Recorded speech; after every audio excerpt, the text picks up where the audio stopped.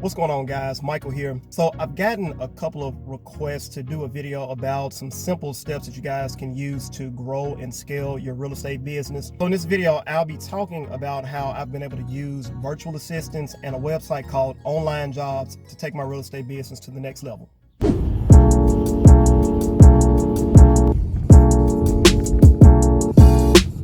All right, guys, so I'm headed out to my latest rental property purchase now, but just kind of want to talk about how this deal could have potentially slipped completely by me if it wasn't for the help of my virtual assistant. And just to kind of give you guys a background on what a virtual assistant is, a virtual assistant is pretty much someone who works remotely, not in your office. They pretty much do everything over a computer. So if it's a task that can be done over the computer, then a virtual assistant can do it. Answering the phone, doing some cold calling, putting lists together, setting appointments, and really anything else that you can think of where a person doesn't physically have to be on site to get the job completed.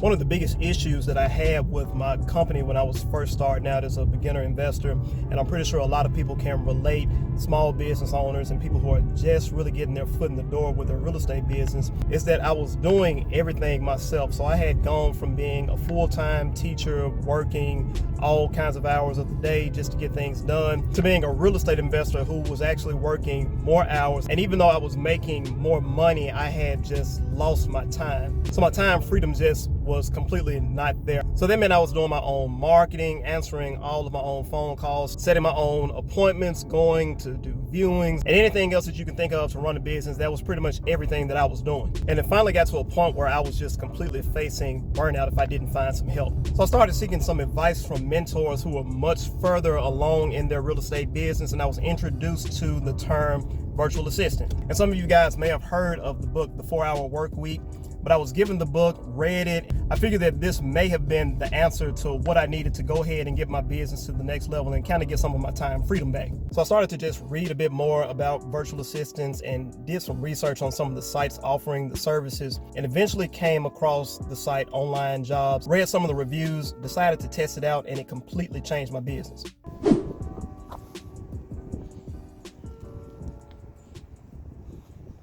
So the very first goal that I had when deciding to hire a virtual assistant was to kind of put off some of those tasks that I really didn't enjoy doing myself. So this included things like answering the phone, qualifying leads, cold calling, setting appointments, list filtering, lead follow-up, and just kind of those tasks that repeat themselves over and over and over that I just didn't enjoy doing anymore. So my first couple of hires were for cold caller positions, put an easy to follow process in place and a script in place, let them have it, and I immediately started to see a difference. Profits increased and I gained some of my time back. I eventually moved the virtual assistant who's been with me for the longest to a lead manager position. Her tasks include taking in all incoming calls, lead follow-up, filtering out those leads, so by the time the lead gets to me, I already know what I'm dealing with. I can just go in and close the deal. So the way we have that process in place and the setup, it's led to some decent sized checks. And just within the past 4 months alone, we've picked up 4 rental properties, including the one that you see right now. All right, so I won't do a walkthrough of the entire house. I'll actually post the link of the before and after video if you guys want to check this one out. But it is one that we got undervalued, $16,500. And Nicole did all of the pre-work. So by the time that it got to me, all that I had to do was come in, write the contract, close it out. All right, guys, so before I switch over and talk about how I work with my VA personally to grow my company, just wanted to discuss what I really like about using onlinejobs.ph and also give you guys some tips on hiring successfully. Of course, costs when starting out, that can be one of those things that's a barrier to growing your business. But the good thing about hiring through onlinejobs.ph is that all of the VAs are sourced from the Philippines. Now, the cost of living in the Philippines is a lot lower than it is in the United States. So you really save there. And oftentimes you're able to hire for certain jobs for as little as $3 an hour. In addition to saving because of the lower cost of living, Filipino virtual assistants are more familiar with US culture, US norms, and the English is incredible for a lot of the virtual assistants. Now, if you're using the website, you can go through and scroll and see just a lot of free material that talks about hiring and other just really great information that will get you off to a great start. But we'll go ahead and jump into the tips. So tip number one, when you are hiring, you want to be really specific about what the job is, what the details of the job are. Things like the number of hours that you want the virtual assistant to work, the pay per hour, and really just zero in on what the job details are. The website makes it pretty simple to post a new job, and once you do post it, you will get several applications for that job. So that just kind of brings me into tip number two, and that is hiring the best of the best. Things that you need to do to hire the best of the best. So what I've done in the past and what I like to do in my job description, in addition to asking for things like resumes or answering a certain set of questions, I also like to put a really specific thing in my job description that I want the applicant to do. So this could be as specific as something such as at the end of your application in a paragraph, write the word read, or write the numbers 1, 2, and 3 in the subject line. Something that every applicant won't do, but the ones who do these specific things, they follow each step, they look for those little details. Those select few who look for those little details and they give you everything that you ask for, that is a quick way to kind of narrow down the bunch and narrow down the ones that you really want to interview. In addition to that, I also like to ask for either a voice clip or a video clip with a quick introduction, just so I can kind of see what their level of English proficiency is. Now, once you've hired and you kind of get into some of the more fun stuff, one thing that I like to tell people is to write down step by step in detail what you want your virtual assistant to do. And you want to write it in a way that anybody who picks up those details, anybody that picks up those steps, they will be able to follow and get the job done. And it also helps if you use a website like Screencast-O-Matic to video yourself doing the job on the screen, and then that way they'll also have a visual of what the job is, how the job should be done. And I can tell you guys now from experience, I know now to not give your virtual assistant too many tasks at one time. This is a quick way to burn a virtual assistant out, so you'll want to let them master one task first before moving them on to another.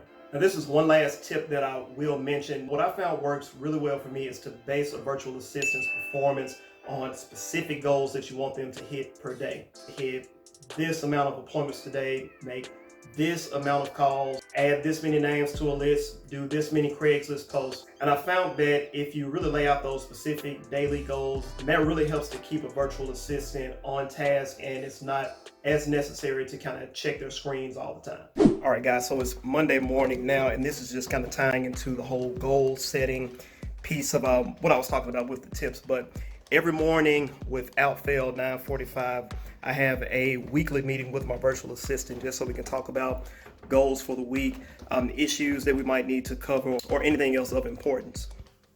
Now, I just recently implemented a scorecard this year, something that I really should have done a long time ago, but it definitely helps to keep the business on track, make sure that we are hitting those numbers like I mentioned before. And I actually got the idea to start using the scorecard from a book called Traction. So I'll also leave information for that book in the description. Good morning, Mr. Hanks. Hey, Nicole, how are you doing? I'm doing great. How about you? Pretty good. Okay, we'll go ahead and start the meeting. We still have the 27,500 in the pipeline, expected for 8,000 to hopefully close next week. Yeah, so for the marketing, we had 1 from the direct mail, then 4 from bandit signs. Another thing that we discussed during the Monday meeting is all of the deals that we have on the whiteboard, just to make sure that we are on track to close them out on time and to discuss any issues that we may have with the closing. It is set to close, and I'm expecting that one to close hopefully on the 16th, which I think is next Monday. Yes, Right, next Monday. Mm-hmm.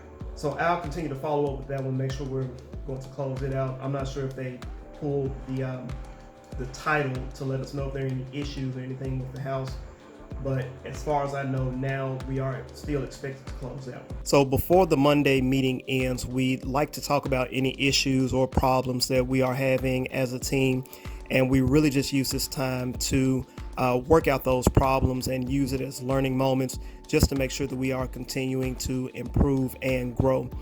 Right. But I'm not into the one who's reselling, but maybe something. Right. Just wondering. Yeah, I'll need to go back into training to see what the best way is so we can maximize all the leads, because you are the first one that will get everything. So we will want to maximize, since we'll have 3 people on the team, is right after we do our weekly meeting, maybe do a sales meeting so we can kind of discuss all of those different issues that arise and just get better on the sales process. All right, so we'll go ahead and end the meeting here. Just let me know if you have anything, any other questions or anything, just let me know by Skype.